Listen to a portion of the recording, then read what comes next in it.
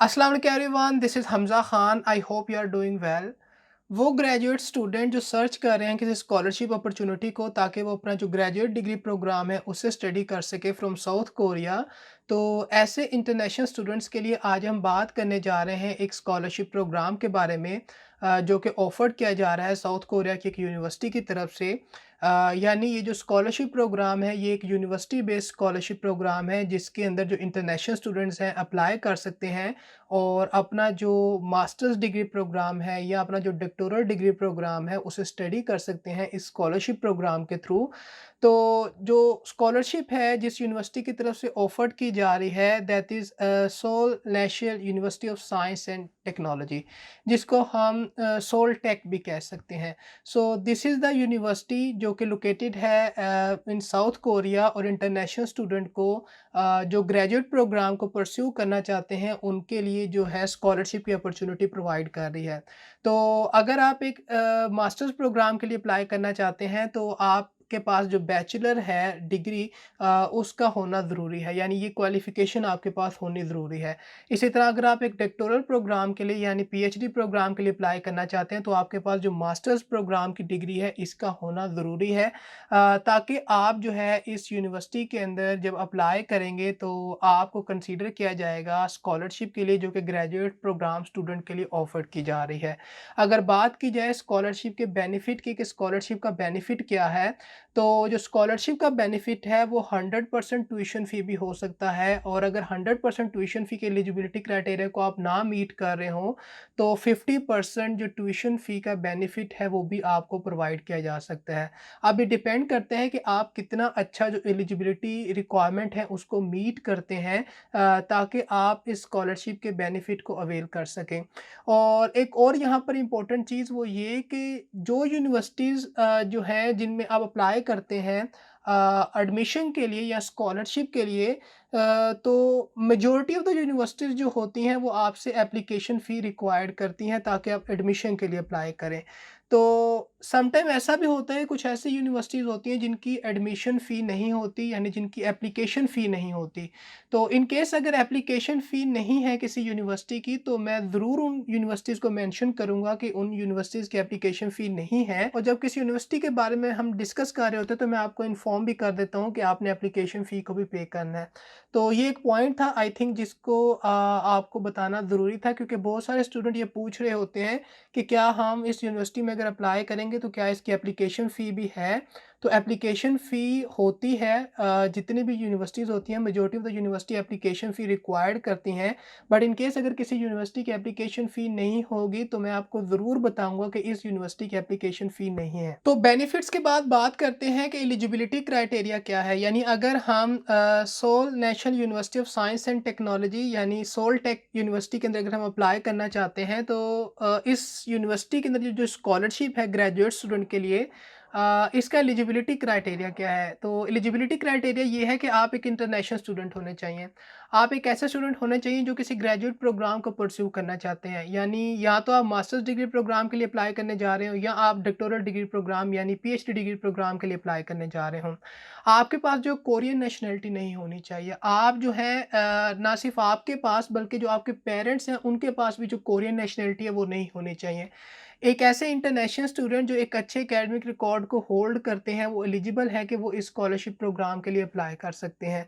और इसी के साथ-साथ जो स्टूडेंट अप्लाई करना चाहते हैं उनके पास जो है लैंग्वेज प्रोफिशिएंसी का होना ज़रूरी है ताकि वो अप्लाई कर सकें और उनको स्कॉलरशिप के लिए भी कंसीडर किया जाए। तो वो स्टूडेंट जो इस ग्रेजुएट प्रोग्राम स्कॉलरशिप के लिए अप्लाई करना चाहते हैं उनको एनरोल्ड होना होता है सोल टेक यूनिवर्सिटी के अंदर, यानी उनको एडमिशन के लिए अप्लाई करना होता है। तो जब आप एडमिशन के लिए अप्लाई करते हैं तो ये एक रिक्वायरमेंट है कि आपको स्कॉलरशिप के लिए कंसीडर किया जाए, और ना सिर्फ ये बल्कि आपको एनरोलमेंट करनी पड़ती है अपनी उस यूनिवर्सिटी के अंदर, बल्कि आपको जो है एटलीस्ट जो 6 क्रेडिट्स हैं उनको भी ऑब्टेन करना होता है।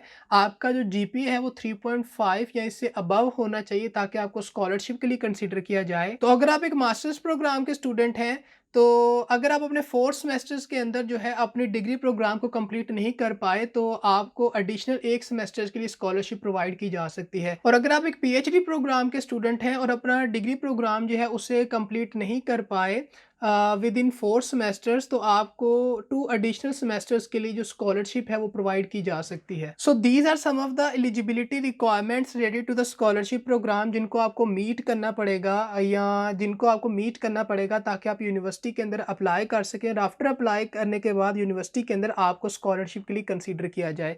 तो ये वो एलिजिबिलिटी रिक्वायरमेंट्स हैं related to the admission for the university and related to the your enrolment for the scholarship programme. तो डॉक्यूमेंट्स कौन से रिक्वायर्ड होंगे अगर हम अप्लाई करना चाहते हैं? तो जैसा कि मैंने पहले ही बताया, जो स्कॉलरशिप है यूनिवर्सिटी बेस्ड स्कॉलरशिप है और जितनी भी यूनिवर्सिटी बेस्ड स्कॉलरशिप्स होती हैं उनमें जो डॉक्यूमेंट्स आप कंसीडर किए जाते हैं यूजुअली वो वही डॉक्यूमेंट्स होते हैं जो आप अपने एडमिशन के लिए सबमिट कर रहे होते हैं। यानी यूनिवर्सिटी बेस्ड स्कॉलरशिप में यूजुअली ये होता है कि स्टूडेंट को पहले यूनिवर्सिटी के अंदर अप्लाई करना होता है and then after applying to the university उनको स्कॉलरशिप प्रोग्राम के लिए कंसीडर किया जाता है। तो डॉक्यूमेंट्स की बात की जाए तो आप अपनी जो एप्लीकेशन फॉर्म है उसको सबमिट करेंगे ऑनलाइन। इसी के साथ साथ आप अपनी जो एकेडमिक डॉक्यूमेंट्स हैं including your academic transcript, including your graduation certificate, including जो आपका लैंग्वेज प्रोफिशिएंसी का सर्टिफिकेट है, आप उसको सबमिट करेंगे। आप अपनी जो स्टडी प्लान है उसको सबमिट करेंगे, अपनी पर्सनल स्टेटमेंट को सबमिट करेंगे, फैमिली रिलेशनशिप का जो डॉक्यूमेंट है उसको सबमिट करेंगे और जो नेशनैलिटी के प्रूफ का डॉक्यूमेंट है आपकी और आपके पेरेंट्स की, उस डॉक्यूमेंट को आप सबमिट करेंगे। कुछ आपके पास अगर सप्लीमेंट्री डॉक्यूमेंट्स हैं including your award, certificate, achievements, आप उनको सबमिट कर सकते हैं। और according to the degree programme, आप जिस डिग्री प्रोग्राम के लिए अप्लाई करने जा रहे हैं उसके मुताबिक आप अपने प्रीवियस क्वालिफिकेशन की एकेडमिक ट्रांसक्रिप्ट और ग्रेजुएशन सर्टिफिकेट को सबमिट करेंगे। So these are some of the documents जो कि आपसे रिक्वायर्ड होंगे अगर आप अप्लाई करने जा रहे हैं इस यूनिवर्सिटी के अंदर ताकि आपको स्कॉलरशिप के लिए कंसीडर किया जाए। क्यों? क्योंकि स्टूडेंट्स को जो है वो कंसीडर किया जाएगा स्कॉलरशिप के लिए after the applicant enrolled into the university. तो पहले आपको यूनिवर्सिटी में एनरोल होना होता है, देन आपको स्कॉलरशिप के लिए कंसीडर किया जाता है based on your academic profile, your academic achievement, your academic potential, your language proficiency and certain number of factors जो कि कंसीडर किए जाते हैं स्कॉलरशिप प्रोग्राम के अंदर सिलेक्शन के लिए। तो अब आपके माइंड में क्वेश्चन होगा कि अप्लाई किस तरह से करना है। तो जो अप्लाई करने का प्रोसीजर होता है वो ऑनलाइन होता है, यानी जो Seoul national university of science and technology है, आप इसका जो ऑनलाइन एप्लीकेशन पोर्टल होता है वहाँ पर अपनी एप्लीकेशन को सबमिट करते हैं। So this is the way कि आपने अप्लाई किस तरह से करना है। तो अगर आप अप्लाई करना चाहते हैं तो आप अप्लाई कर सकते हैं 2 सेमेस्टर्स के अंदर, यानी 2 इनटेक के अंदर आप अप्लाई कर सकते हैं ताकि आपको स्कॉलरशिप के लिए भी कंसीडर किया जाए। तो अगर आप अप्लाई करना चाहते हैं फॉर एडमिशन इन सितंबर तो आपको अपनी एप्लीकेशन को इन अप्रैल जो है सबमिट करना होगा।